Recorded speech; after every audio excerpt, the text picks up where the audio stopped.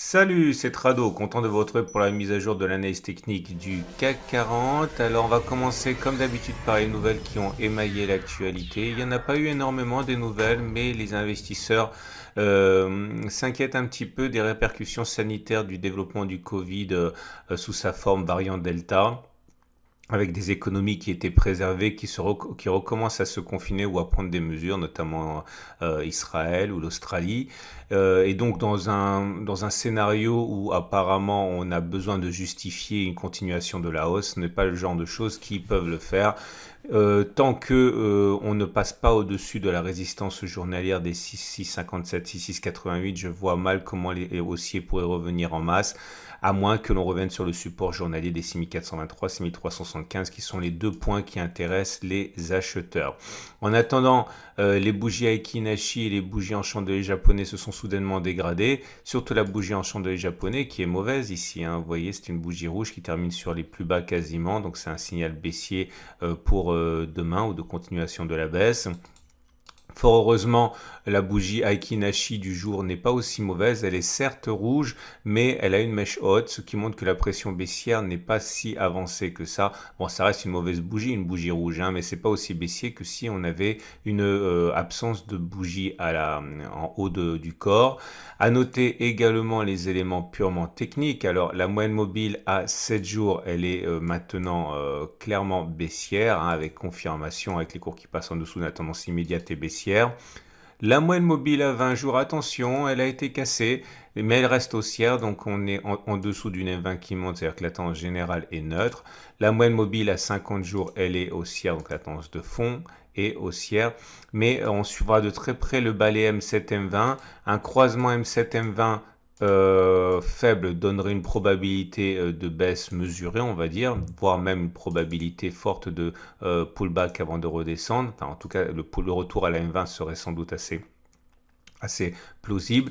Par contre, si la M7 et la M20 ne devaient pas se croiser, c'est-à-dire que la M7 devait remonter plein nord sans croiser la M20, ce serait un signal très fort de hausse avec un non-croisement haussier comme ici. Et regardez l'effet que ça a eu, hein, ça a été quand même assez intéressant. Donc on suivra très près le balai M7.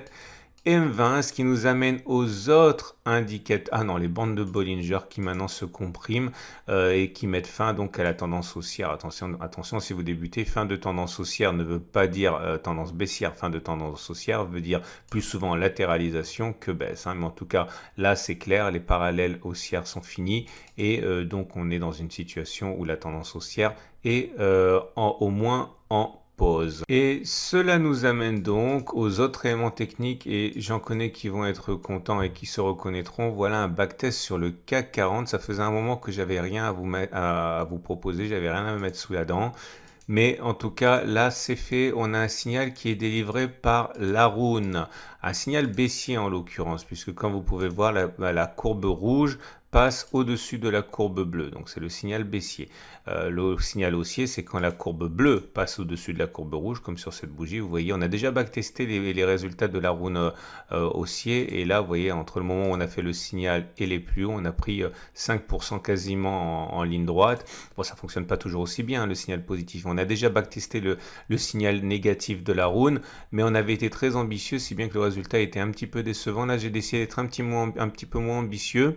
Et regardez si le croisement, le signal baissier délivré par l'Haroun, eh bien, annonce que l'on n'a pas fait les plus bas. Clairement, le signal, le backtest sera réputé loupé. J'ai bien dit loupé. Si on a fait les plus bas aujourd'hui et que finalement on ne fait pas de plus bas avant que le signal haussier soit délivré par la roue, autrement dit le signal baissier donnant un signal haussier sans qu'on ait fait des plus bas, donc ça sera perdu.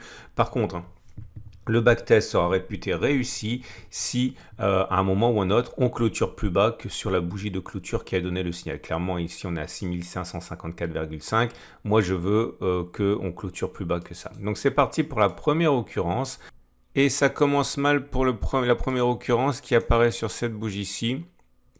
Le signal a été donné ici Est-ce qu'à un moment ou un autre, on a clôturé plus bas que 6285,50 avant de délivrer le signal haussier? Vous voyez que ce n'est pas le cas puisque le signal haussier a été délivré 2 bougies plus tard. C'était un faux signal et à aucun moment on a clôturé plus bas que 6280 et quelques, donc c'est un échec. On enchaîne avec le deuxième échec consécutif, ça commence vraiment très mal, avec un signal qui a été donné sur cette bougie-ci.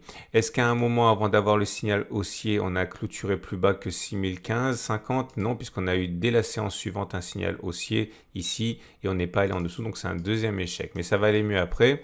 Voilà le premier succès. Le signal a été donné sur cette bougie-ci. Est-ce qu'on en est plus bas avant de repasser en signal haussier? Oui, on est allé beaucoup plus bas. On a même fait moins 3,3, 3,5.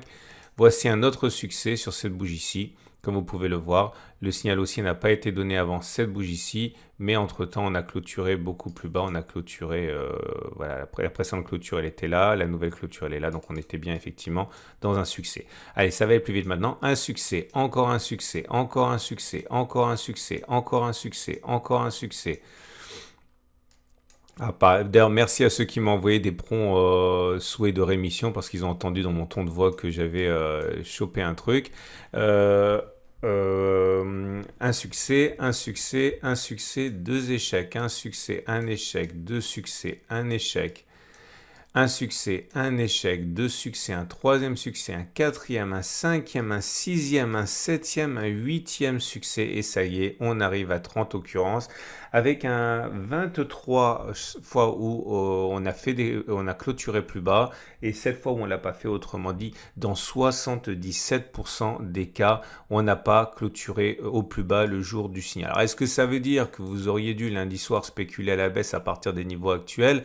Non, vous ne pouvez pas faire ça parce que vous ne savez pas à quel moment vous prenez vos profits, à quel moment vous prenez votre perte, etc. Mais ce qu'on peut dire, c'est que si ce backtest était valable et il ne l'est pas parce qu'on ne peut pas tirer des règles sur 30 occurrences, eh bien si vous avez spéculé à la baisse déjà, il n'y a pas d'urgence à sortir puisqu'il est probable que l'on clôture plus bas encore que 6558. Si vous avez prévu d'acheter, il n'y a pas d'urgence non plus à le faire parce qu'il est plausible que l'on continue de descendre et de clôturer en dessous du niveau et donc vous pourriez faire de meilleures affaires en achetant un petit peu plus tard. Voilà ce qu'on pouvait dire grâce à ce backtest qui, je le rappelle quand même, n'a aucune légitimité scientifique. On ne fait pas des règles générales avec 30 occurrences.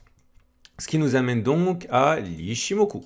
Et l'Ishimoku nous dit que la tendance de fond est haussière puisque nous sommes au-dessus d'un nuage qui monte. La tendance générale est haussière également car nous sommes au-dessus de la Kijun qui monte. Par contre, la tendance immédiate donnée par la Tenkan est neutre puisque la Tenkan est maintenant plate. Attention, les traders Ishimoku vont tenter sans doute d'acheter au contact de cette Kijun s'ils sont haussiers, soit au contact de la Kijun, soit après un signe de rémission. Mais en tout cas, cette Kijun est hautement suivie par les traders Ishimoku. Voilà ce qu'on pouvait dire pour l'Ishimoku, ce qui nous amène donc pour terminer au trade du jour. Alors, que peut-on faire? Alors, si vous êtes haussier comme moi, vous avez trois solutions. Solution numéro 1, vous attendez le report sur le support journalier, vous achetez, vous mettez un stop loss en dessous. Solution numéro 2, vous attendez la cassure de la résistance et vous achetez au-dessus avec un stop loss au cas où on reviendrait en dessous de la résistance qui normalement aura changé de polarité en devenant support. Ce sont les deux solutions qu'à titre personnel, je veux envisager. Maintenant, vous pouvez acheter également au contact de la Kijun en faisant le pari qu'elle tiendra. Alors attention au ratio gain-risque, parce que si vous achetez au contact de la Kijun, de deux choses l'une, soit vous attendez un rebond dessus, soit vous attendez simplement que l'on touche. Mais le risque n'est pas le même et le ratio gain-risque n'est pas le même. En imaginant que vous décidez d'acheter juste à la question de la Kijun, au contact de la Kijun en espérant que ça tienne, vous dites, bon voilà, je vais mettre un stop loss en dessous, en cas de clôture significative au-dessus de la Kijun, mettons 1,2%, vous visez la résistance journalière, vous avez votre ratio gain-risque qui est super. Okay. Par contre, si vous attendez que l'on rebondisse dessus, ça va être un peu plus compliqué parce qu'imaginons que l'on rebondisse dessus ici, vous avez un ratio gain-risque qui n'est plus super à 1. Okay. Donc, il faut vraiment savoir ce que vous voulez faire. Ça invite à faire du backtest. Si vous voulez spéculer à la baisse, naturellement, le plus simple, c'est de spéculer à la baisse en mettant un stop au-dessus de la résistance journalière 2,4% par exemple, en visant le support journalier 2,20. Ça ne va pas parce que en partant du principe que vous avez raison une fois sur deux, parce que c'est plus compliqué en vérité avec les ratios gain-risque. hein, avec les taux de réussite. Hein. Vous pouvez vous permettre d'avoir des ratios gain risque plus mauvais quand vous avez un taux de réussite plus élevé. Mais en partant du principe que vous avez raison une fois sur deux quand vous débutez, vaudrait peut-être mieux attendre dans ce cas que l'on rebondisse un petit peu, à ce moment spéculer à la baisse, viser un retour sur le support journalier, ça vous fait un gain de 2,7%, c'est juste une façon de parler, hein. Un stop loss à 2%, vous avez votre ratio gain risque supérieur à 1. Voilà ce qu'on pouvait dire pour l'analyse technique et les plans de trade sur le CAC 40. Je vous souhaite une excellente journée et je vous dis à demain pour la mise à jour. N'oubliez pas de regarder l'analyse technique de moyen terme. C'est toujours très intéressant de regarder l'analyse technique de moyen terme parce que c'est pas la queue qui remue le chien. Et l'analyse technique de l'or parce que l'or, s'il y a de l'inflation, devrait être un des grands gagnants de la décennie qui arrive ou du moins des années qui arrivent. Vous avez la vidéo à la fin de cette vidéo-ci avec une offre spéciale proposée par mon partenaire au coffre. À vous les tradosoriens, plus dans la vidéo sur l'or. Attention, TikTok, on est le 29, plus que un jour, 24 heures pour transférer vos points DIF vers votre CPF, sinon vous les perdez. À demain pour la mise à jour.